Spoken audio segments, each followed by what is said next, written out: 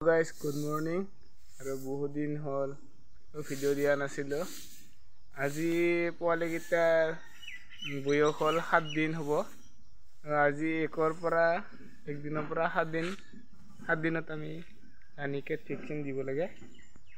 এতিয়া ৰাণীকেট ভেকচিন নিদিও সন্ধিয়া দিন 7টা কি 8টা মান বজাত। বতৰটো বহুত গৰম হৈছে, তাৰ কাৰণে ৰাতি দিব লাগে যিমান পাৰে ঠাণ্ডা বতৰত। এতিয়া মই ফাৰ্মৰ ভিতৰত সোমাম আৰু বৰ্ডিঙৰ ভিতৰৰ লেতেৰাটো চাফা কৰিম। আহক ভিতৰলৈ দেখুৱাইছোঁ। ভিতৰত সোমাই যাম।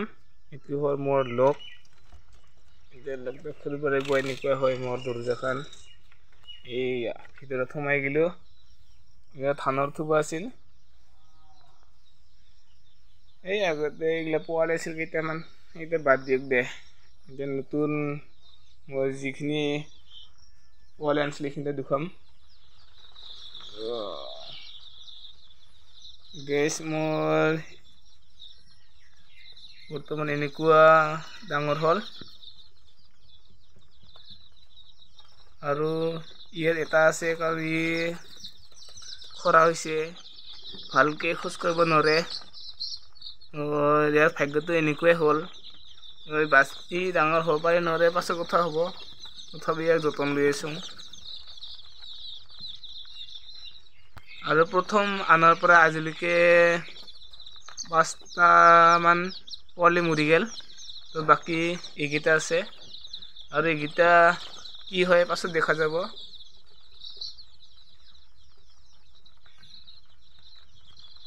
ইয়াত চৈতান হ'লে এইকেইটা উঠি যাব লাগিছে য'তে। অলপমান ডাঙৰ হৈছে। পাখাকেইটা অলপ দীঘল হ'ল। এতিয়া মই এইকেইটা চাফা কৰিব লাগিব।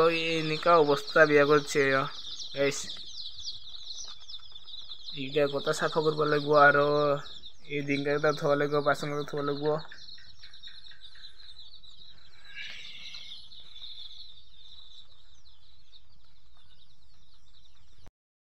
মই বাতৰি কাগজ আনিলোঁ। বাতৰি কাগজ ইয়াৰ পৰা কেইখনমান নিলোঁ, যেন এইখিনি তাত হৈ যায়। এতিয়াও মই বাতৰি কাগজখন পাৰ দিম ইয়াত ভিতৰত, চাই থাকিব। হৈ গ'ল বাতৰি কাগজ পাৰ দিয়া, আৰু ডিংকাত পানী দিলোঁ, আৰু বাচনকেইটাত আঠা দিলোঁ। ধুনীয়াকৈ খাই আছে মুৰ্গীৰ পোৱালিকেইটা।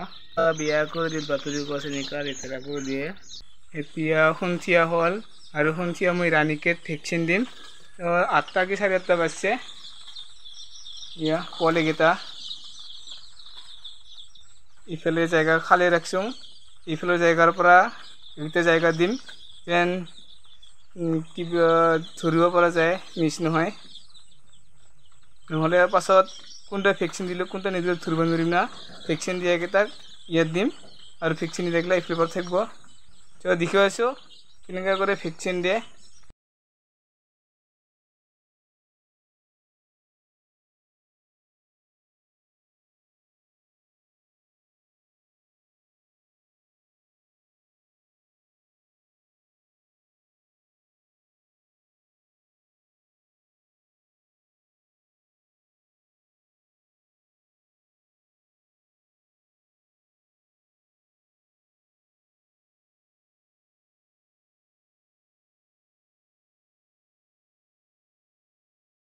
আৰু ইয়াত অলপ আছে, কৰিব নাহে।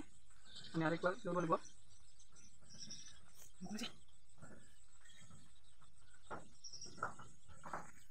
এতিয়া আমি দিব লাগিব।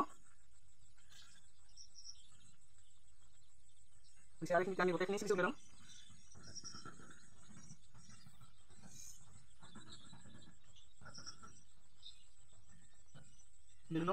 এতিয়া আমি ইয়াত দিম।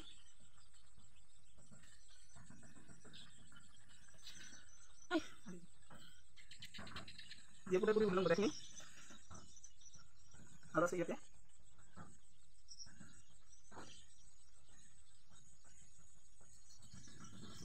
আৰু আমি ইয়াতে দিম।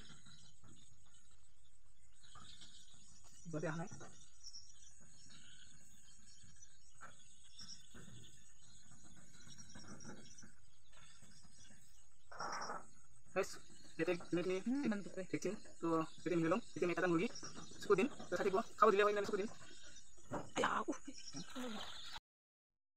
আৰু এতিয়া মই মুৰ্গীটা ধৰি চুকত এক টোপালকে দিছোঁ ভেকচিনটো। এনেকুৱাকৈ সপ্তাহ মুৰ্গীকে দি থাকিব লাগিব। ইমানখিনি সপ্তাহকে দিয়া নেদেখাওঁ, কাৰণ ভিডিঅ'টো বহুত দীঘলীয়া হৈ যাব। তাৰ কাৰণে এনেকুৱা দিব লাগে সিদ্ধান্ত দেখুৱালোঁ। এতিয়া তেনেকৈ ভেকচিন দিয়া হ'ল আৰু মুৰ্গীকেইটাক খাবৰ কাৰণে দানা পানী চব বস্তু দিয়া হৈছে আৰু ধুনীয়াকৈ এই বস্তাকেইটা থাকাই দিছোঁ। অলপ যেন তাপ হঠাৎ গুচি নাযায় তাৰ কাৰণে। আৰু নেক্সট ভিডিঅ'ত ভালকৈ বনাবৰ কাৰণে চেষ্টা কৰিম। গাভৰু ভেকচিন কেনেকৈ দিয়ে আৰু